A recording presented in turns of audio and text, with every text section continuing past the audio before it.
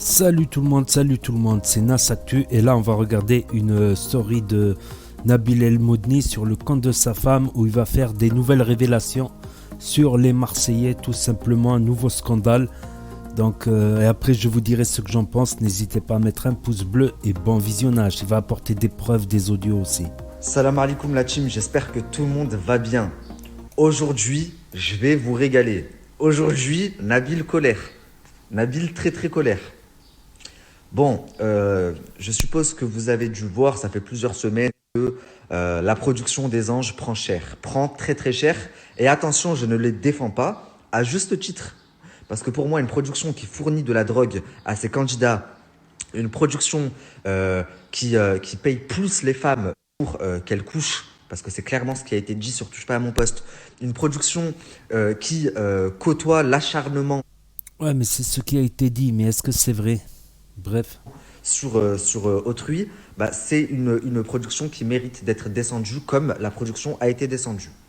Par contre, ce qui me gêne, et là où je ferme ma bouche depuis une semaine, mais que c'est plus possible, c'est que la production d'en face fait pire, et preuve à l'appui, je vais vous le montrer, mais que Cyril Hanouna et sur Touche pas à mon poste, on n'en parle pas. Et ça fait plusieurs fois que je commence à le remarquer, que sur Touche pas à mon poste, ils sont plus impartials.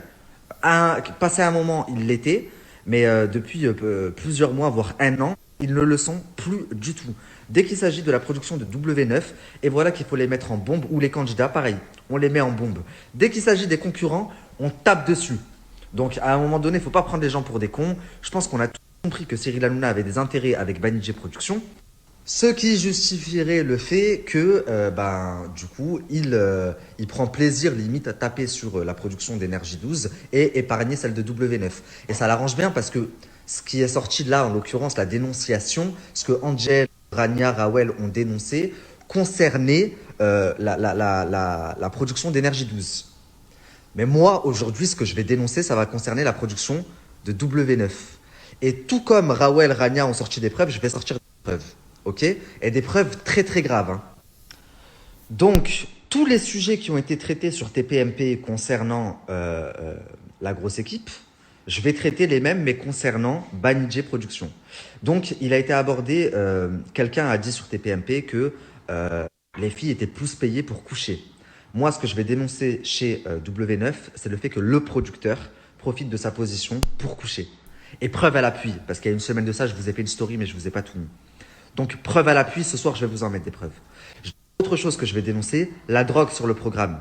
La production achète et fournit les drogues aux candidats. Chez W9, y compris, j'en ai la preuve, et je vais vous le mettre. J'ai la conversation d'une candidate sur la tête de ma mère qui dit mot pour mot, de chez les Marseillais, hein, une candidate emblématique, qui dit mot pour mot, je fais exprès de prendre la drogue qu'ils nous donnent devant la nounou, mais en fait, dès qu'elle a le dos tourné, je jette tout dans les toilettes. Et Stéphanie Durand fait pareil. Et ça, c'est une candidate emblématique des Marseillais qui dit ça. Donc on verra si les gens sont impartials, parce qu'au vu des révélations et des preuves que je vais vous mettre ce soir, si ce n'est pas repris sur les plateaux télé qui ont abordé tout ça, c'est qu'il y a vraiment du favoritisme, ok? Sommaire de la prochaine vidéo, quelle relation le producteur entretient avec ses Donc les amis, candidates? contraire. La production fournit-elle des drogues aux candidats? L'acharnement dans les tournages. On va voir ça tout de suite. Donc les amis, contrairement à ce qui a été dit sur Énergie 12, parce que ça c'est quand même très grave, la production ne prostitue pas ses candidates. Puisque ce qui a été dit sur TPMP, quelqu'un de la production a quand même dit que prod payait plus ses candidates pour qu'elles couchent. Donc c'est limite c'est de la prostitution.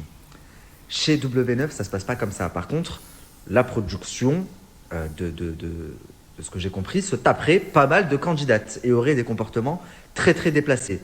Et quand j'ai reçu des conversations avec audio, etc., je suis resté la famille sur le cul, sur la vie de ma mère. Coucou mon bébé, a priori, si tout se passe bien, je te fais prendre un vol mardi, je tiens au courant, j'ai hâte de te retrouver ma Barbie.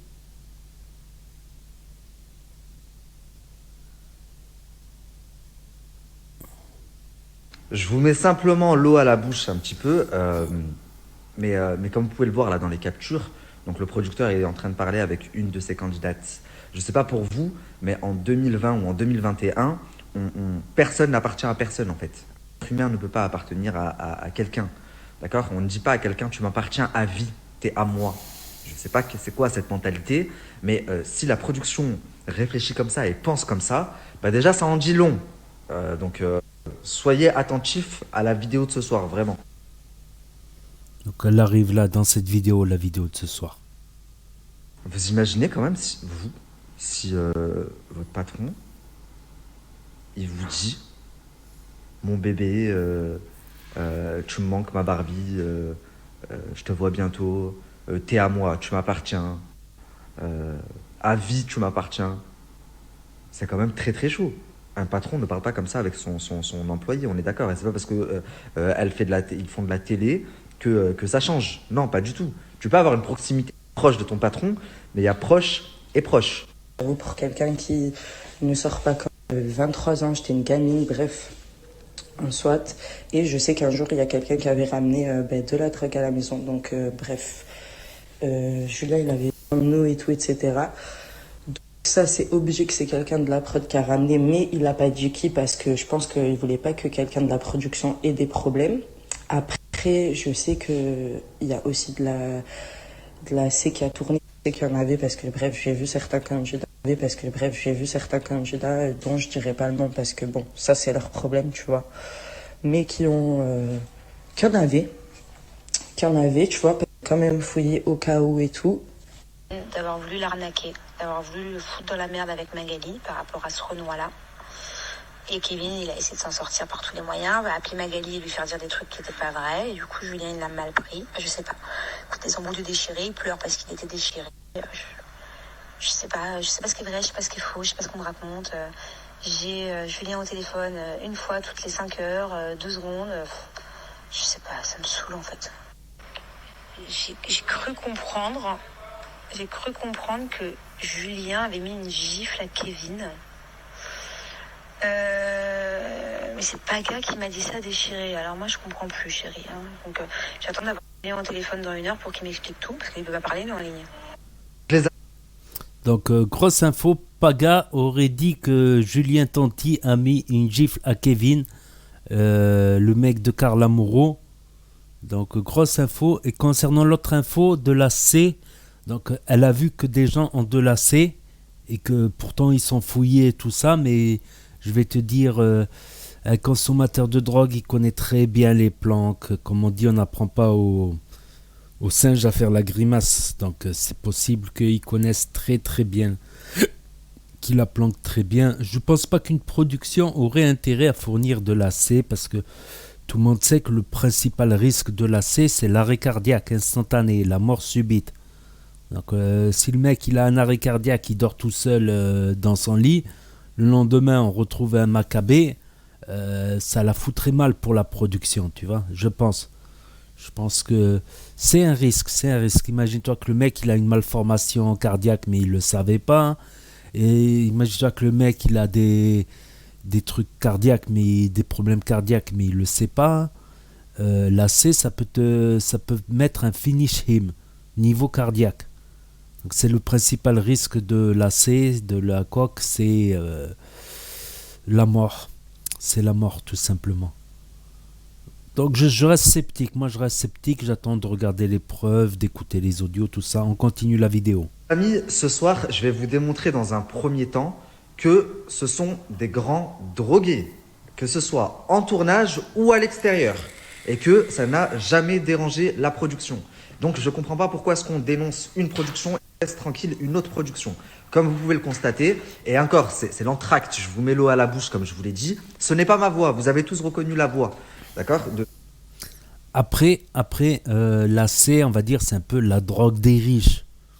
Donc, ce serait pas étonnant que dans certains milieux, plutôt le milieu du monde de la nuit, c'est un peu plus fréquent. Tu as plus de facilité à trouver de la C dans le monde de la nuit, par exemple. Et dans le monde de la nuit riche. Donc, même dans les jet sets, dans certains jet sets, je dis pas tous, mais certains. De qui c'est une Marseillaise. Et d'ailleurs, son mari est un des plus grands cocaïnomanes de ce milieu. Et vous allez pouvoir le constater de vous-même ce soir. Pas moi qui le dis, c'est la femme du chef des Marseillais qui dit ils sont déchirés. Il m'a appelé, il pleurait tellement il était déchiré. Paga, il m'a raconté, mais j'ai pas bien compris parce qu'il était déchiré. On abordera également la famille parce que là, ça vient de me Grosse accusation, si j'ai bien compris, envers Julien. venir en tête. Le comportement que les personnes peuvent avoir une fois qu'elles sont sous l'emprise de certaines drogues, comme la cocaïne. Et le danger que ça peut apporter, surtout quand on a des enfants, etc. Vous imaginez bien. Et le clou de ma vidéo, donc je sais pas pour ceux qui ont regardé Touche pas à mon poste, Cyril Hanouna a fait intervenir une personne en floutant son visage et en changeant la voix. Cette personne-là a fait des révélations juste dingues sur les anges, et donc j'espère bien que les anges n'exerceront plus après tout ce qui a été dit. Elle a expliqué donc que oui, il y avait de l'acharnement, mais surtout par exemple que la production payait plus les femmes pour qu'elles couchent. Ça, c'est vraiment très très grave. Et ben, ça m'a donné une idée. Moi aussi, j'ai pris la décision d'appeler quelqu'un qui m'avait déjà raconté son histoire, mais qui m'avait d'ailleurs choqué, surpris, tout ce que vous voulez, mais elle m'avait demandé de ne pas en parler publiquement. Chose que je peux comprendre, puisque quand vous entendez son histoire, c'est normal qu'elle ne veuille pas que ça se sache. Mais j'ai réussi à la convaincre en changeant sa voix et en ne montrant pas sa tête, de la convaincre en fait de faire part de son histoire. Donc elle va raconter son expérience et ce qui lui est arrivé au sein de cette production. Ok? Là, il avait publié un truc et il s'est fait signaler tout simplement. Là, il a eu déjà beaucoup de comptes qui ont sauté. Bah, à l'époque, c'était Marc Blatta qui avait beaucoup de comptes qui ont sauté, puis c'est stabilisé aussi. Je ressors, je vends de la pure à Julien des Marseillais. Je ressors, je vends de la pure à Julien des Marseillais. Ah, c'est chaud ça. Incroyable. Incroyable. Après, je connais pas spécialement ce rappeur-là. Voilà, vous pouvez mettre pause pour lire un peu. Voilà, c'est je. Pour l'instant, c'est pas les grosses révélations qui vont arriver là. Voilà, ça c'est des messages de ses supporters, on va dire. Ça c'est le compte de sa copine, Noémie PHL. Sur les Marseillais, je voyais plus de la bière, tu vois, des choses comme ça. Donc c'est pas de l'alcool fort. Après, forcément, si t'en bois beaucoup, bah, à la fin, tu finis pété. Mais après, drogue, j'ai vu aussi. Sur quel tournage? Les Marseillais. Quel type de drogue? Cocaïne. J'ai vu cocaïne plusieurs fois.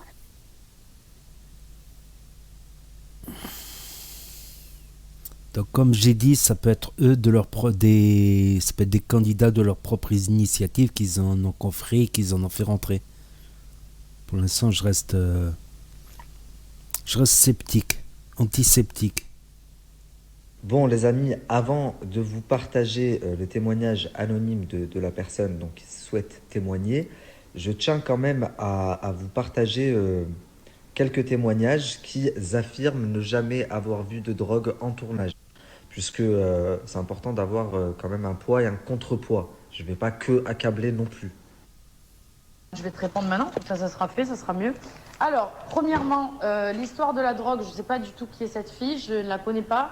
Mais en tout cas, pour ma part, et je pense que pour beaucoup de candidats, ce qu'elle raconte, c'est très grave, déjà de 1. De 2, j'ai jamais eu affaire à ce genre de choses, parce que quand on est en tournage, on nous précise bien que la drogue est interdite, qu'on n'a pas le droit, et on est sur notre lieu de tournage, donc tu ne dois pas travailler en prenant de la drogue, c'est interdit.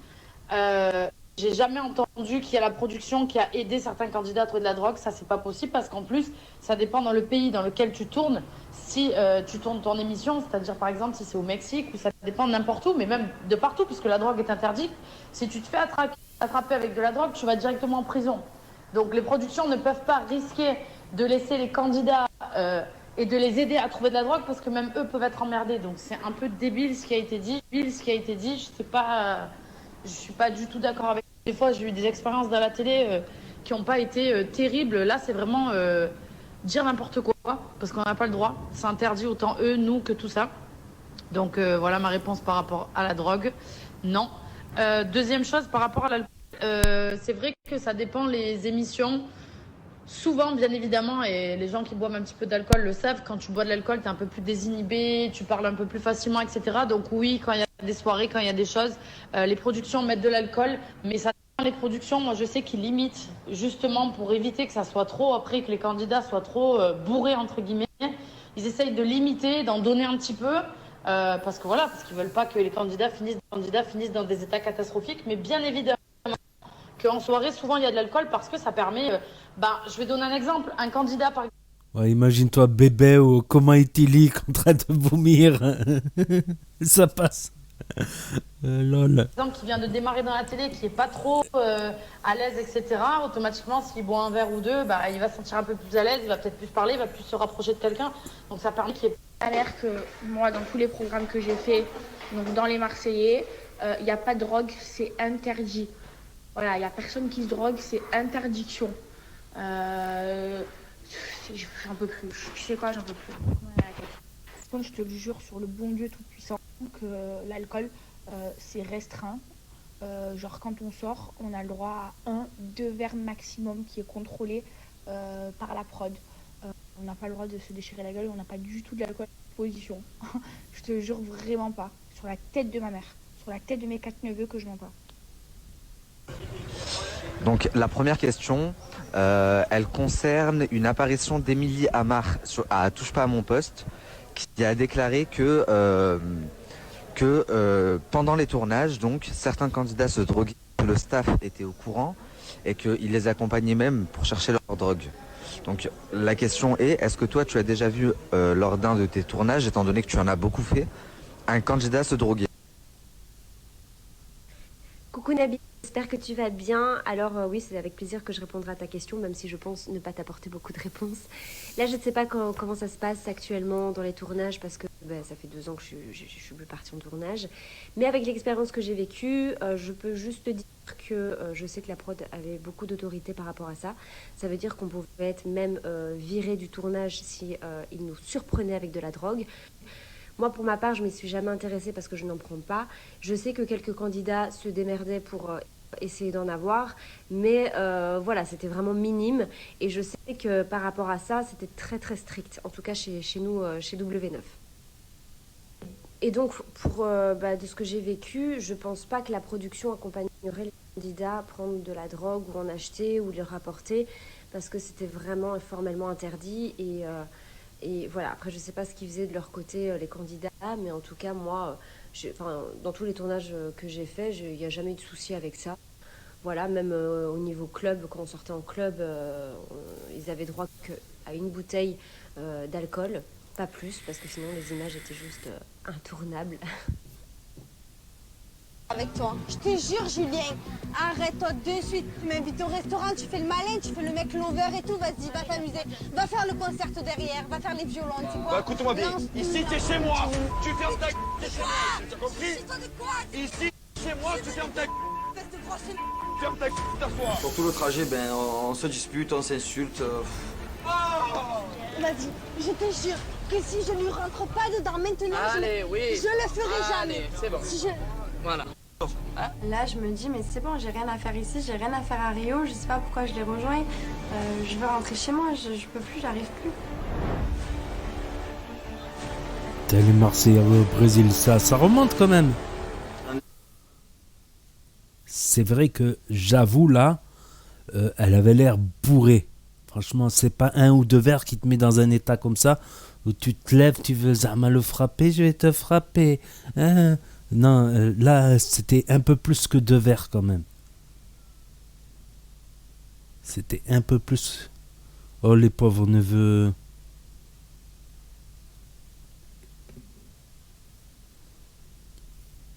Donc, je crois que c'est tout pour la story. Salam ouais, alaikum la team. Donc, c'est tout pour la story. Donc, ouais, peut-être un peu plus que, franchement, la meuf, comme elle était bourrée, dans les Marseillais au Brésil, je pense qu'elle a bu un peu plus que 2 verres ou 3 verres. Là, on est plutôt... Ça dépend après des gens. S'ils n'ont pas bu, ça fait longtemps, 3 ou 4 verres, ça peut te mettre très très bien. Tu vois, style, si t'as pas mangé avant, si t'as pas bu depuis des semaines et des semaines, ça peut te mettre dans un sale état, 3-4 verres. Après, le mec qui boit tous les jours, 3 verres, ça va rien lui faire. Le mec qui picole tous les jours non-stop, 3-4 verres, ça va rien lui faire. Mais à quelqu'un de mince, très mince, qui n'a pas mangé avant, à jeun, qui boit 3 verres, 4 verres, ça peut lui faire des effets. Je pense, c'est mon avis. Après, moi, quand je vois l'affaire Angel Salentino avec Rawel, Rania, Natania, etc., Sanaya, pour faire tomber une prod comme ça, faut se lever tôt, faut des bons avocats, mais surtout, faut des preuves, faut minimum un flagrant délit ou des preuves archi béton. Ça va pas être avec des témoignages, des blabla, des témoignages anonymes qu'on peut faire tomber une production.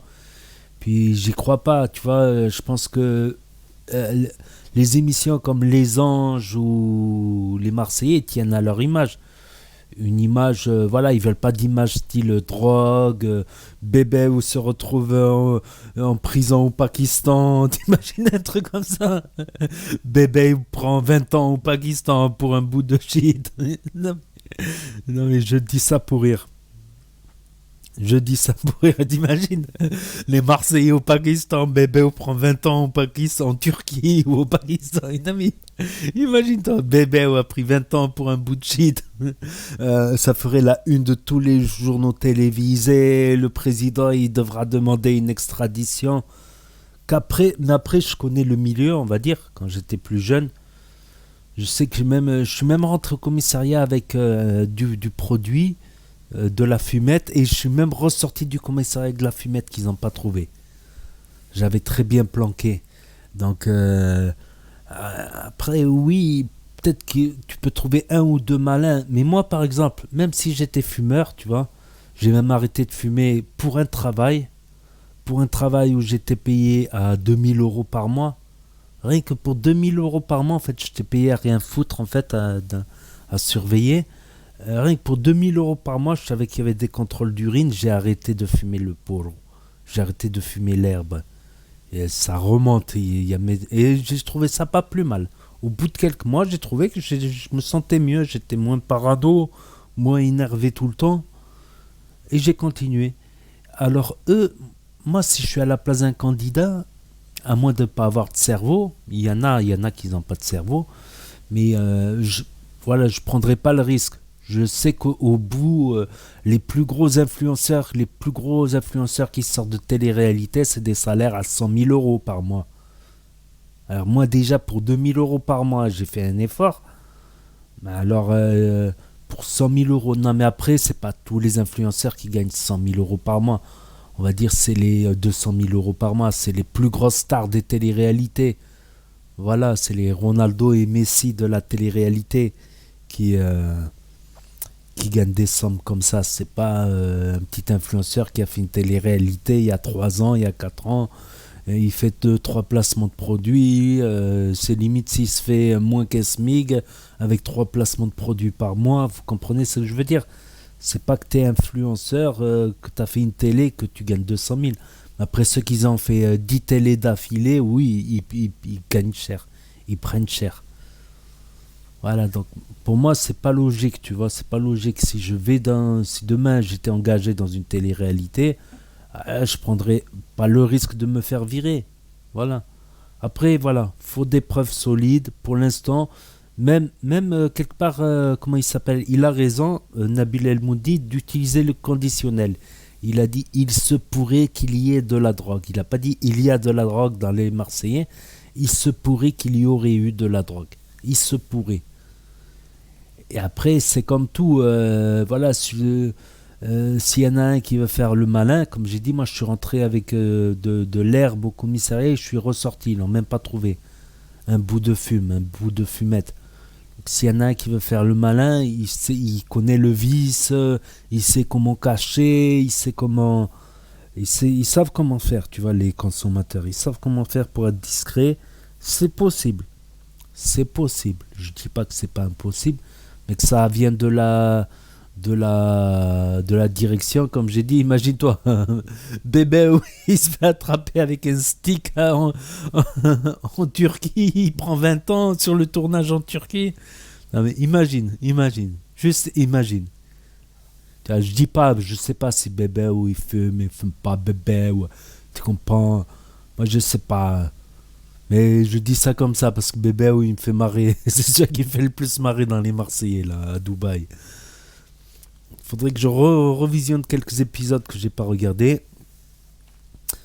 Voilà, donc n'hésitez pas à me dire ce que vous en pensez dans les commentaires. Voilà, sans insulte bien évidemment. À mettre un pouce bleu, à vous abonner, à cliquer sur la cloche. Et je vous dis à très bientôt pour de nouvelles vidéos. Merci d'avoir regardé.